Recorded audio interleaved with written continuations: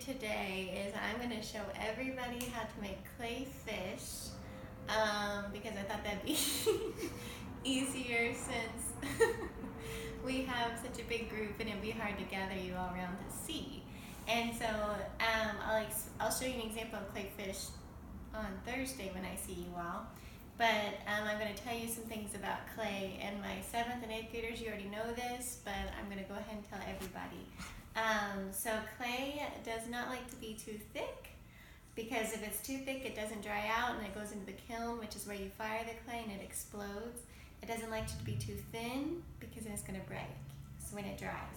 And we want our clay fish to be about the size of the concrete wall blocks, maybe a little smaller. So we don't want little bitty tiny fish. We're making them just a little bit bigger.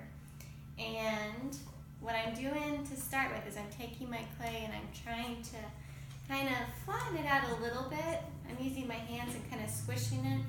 And I want to make it look like a rough fish shape. And you can think about what you want your fish to look like. It can be a realistic fish or imaginary fish, whatever you want. Eventually we're going to glaze them, so you'll think about your colors and stuff later. But today, start out by thinking about your rough shape. So far this is all I've done. It's pretty rough, isn't it? And then clay is going to be so much stronger if you can all keep it one shape. So instead of pinching off pieces and putting them on, if I can kind of push the clay around to be like, I just kind of push that little fin there, and maybe I can pull out one on the bottom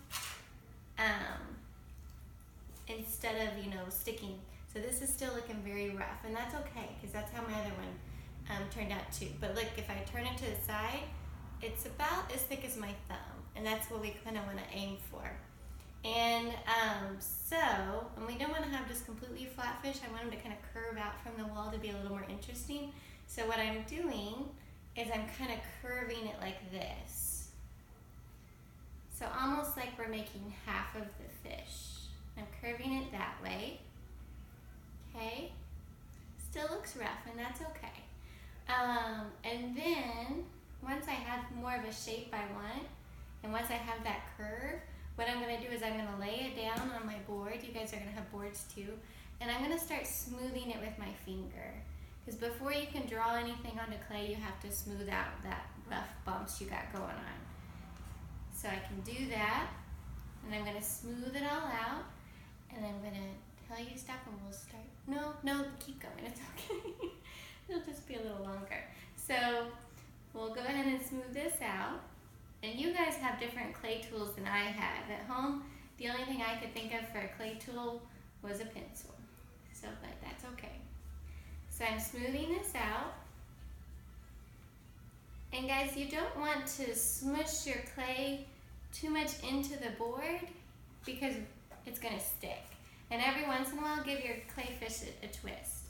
So I smoothed it out a little bit, so it looks a little better. So it's gradually starting to look a little bit better.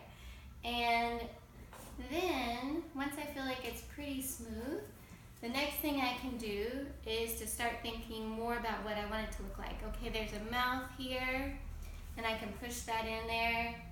I can pull out an eyeball, I can draw scales, all that good stuff would be added on. And what I'm going to tell you guys when I see you in person is if you want something to come out this direction that you need to actually stick on, you have to do something called scoring it when you scratch it with a fork. Take some slip, which is just watery clay, and you do that on both surfaces and you stick it. That way when it gets in the kiln it doesn't fall off. So I can continue to work with this, smoothing it more. And then when I worked on my fish that I'm going to show you all, I drew lines in it. Anything like this that you can add texture, that's going to make it more interesting. And, eyeballs. This is not the greatest fish in the world, but you guys are getting the idea. And then I can, draw scales.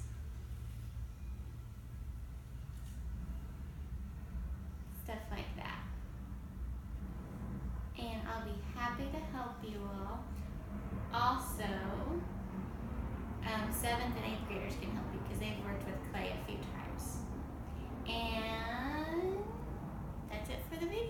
Thank you.